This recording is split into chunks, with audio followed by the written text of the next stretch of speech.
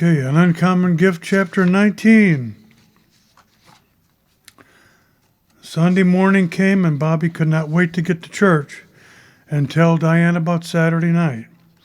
Not to make her feel bad about not going, but to let her know that everyone loved the recording that he made of their practice from the band music book. After a quick breakfast, they headed out to church and at first did not see her in the fellowship hall. He then went upstairs and found her alone in the girls' classroom reading her Bible. He went over and took a seat next to her. "Diane, how are you?" asked Bobby politely. "Is everything okay?" he continued. Diane looked up and said, "Yes, I'm fine." "Did you all have fun at the concert last night?" she asked. "Yes, it was remarkable," answered Bobby. "Everyone missed you, but they all understood your not being there," he added. "I wanted to tell you that I took our cassette of our practice over to the Millers and played it for everyone on Charles' Magico M9 speakers, and we got an ovation from all who were there. It sounded very good," he added. "Well, that is good news," she said. "I thought we were making some good progress, but applause is pretty remarkable," she added with a big smile. "Well, I just wanted you to know," said Bobby. "We just need to keep practicing, and we and the band will sound very good at the end of your concert, I think," he stated firmly. "I think Mr. Tail will be proud of us all." "I hope so," said Diane. "We are having fun, aren't we?" she asked. "Yes, we are," replied Bobby. "We will make more recordings, and then you can hear them one day over at the Miller's place." "That sounds like fun," Diane added. "I can't wait for that."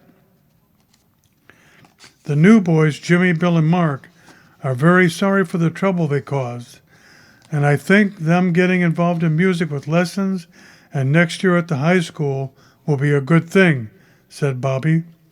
Mrs. Miller completed her composition, and her concert is scheduled over at the university in 4 weeks. "So we have to make that for sure," he added with excitement. "That would be fun," said Diane. "But I hope I can go back to another concert before then with you," she asked. "You can plan on it," said Bobby with a warm smile. "I'll see you later," he added as he got up and headed out to his boys' class. He turned and waved goodbye at the door. Sunday school and church were great, and Diane's grandparents attended church, and everyone was glad to see them out and about. They were also glad to see them totally unhurt. The Masons just went home after church and had a very light lunch of tomato soup and grilled cheese sandwiches, as Bobby was more interested in his trip this afternoon to help Marshall Dade get his recording gear for his drum practices. Bobby went upstairs and listened again to the practice tape recording, just to make sure it sounded okay. It did. He ran downstairs and turned on the TV as the Sox game was coming on, as they were home against the Red Sox. He would watch a little bit of it with Dad before being picked up by Marshall and his dad. He left with the game in the second inning with no score. "Have fun at Cook's," said Dad. "You know I will," replied Bobby, and he ran out the front door. Douglas Dade drove a black BMW 735. It was clean and shiny and a beautiful car. Bobby hopped in the back seat and they were off.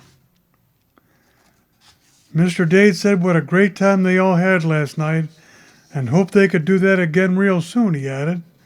"Yes," said Marshall, "that was great fun. And your music sure sounded great over Charles' stereo," he added. "Dad has a nice stereo you should hear sometime," added Marshall. "It's all musical fidelity gear with some Wilson speakers that sound great." "That would be a real battle of the stereos for sure," added Marshall. His dad laughed. "Dad even had a Revox reel-to-reel recorder that is amazing," added Marshall. "I hope I do get to hear that," added Bobby. "I never thought I would hear music sound that good as we have over at the Miller place," he added. "We're about to have some more fun, aren't we?" added Bobby. "You will have a great time once you're all set up," he added. "I bet I will," said Marshall. "I am excited." Mr. Dade pulled in a few parking spots down from the store, and they all got out and headed in the front door. Mr. Cook greeted them and took them into the sound room where the recording gear was set up. Once Marshall told Mr. Cook about his drum set, he started making some suggestions about how to go about recording his drum set.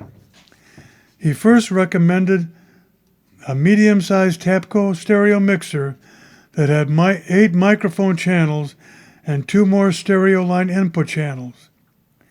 He could run the output of his recorder into one of those stereo inputs to play back his recordings through a pair of headphones. Mr. Cook felt that there were 2 ways to go about this. One was just to use 2 omnidirectional mics about 7 feet over the drum kit, spaced a little more than 2 feet apart, angled down toward the drum kit, panned left and right to get a nice stereo sound. You won't get as much sound from the kick drum, but it was a place to start if you wanted to save some money.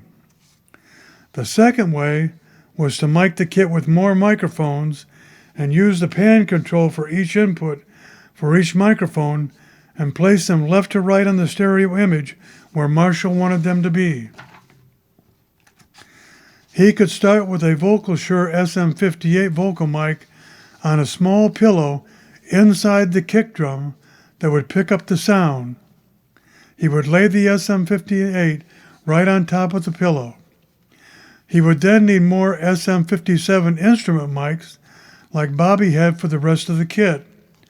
A mic and a mic stand for the snare, a mic and a mic stand for the hi-hats, another mic and a stand for the right cymbal over the hi-hats, a mic stand and a mic over the smaller toms that were attached to the kick drum on a bar, a pair of mics and a stand for the 2 floor toms that could also be positioned for the 2 other cymbals that Marshall had over the floor toms. One was a crash and another one was a ride. That would end up being a total of 8 mics and 7 stands. Marshall's dad had no problem with either choice, so Marshall could choose. Bobby could see that there was quite a bit of money involved with all the mics and stands, but he thought that long term that would be a good way to go, so that is what they did.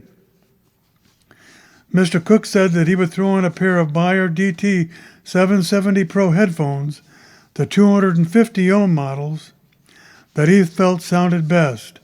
They were sealed and would block out all the noise from the outside. There were 3 versions of those, depending on whether you wanted low, medium, or high, depending on how much output your headphone amp had.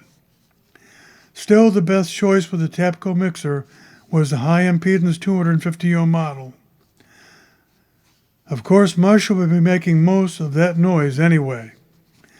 Mr. Cook gave the list to one of his clerks, and he headed back into the rear with a small cart to bring out all the gear.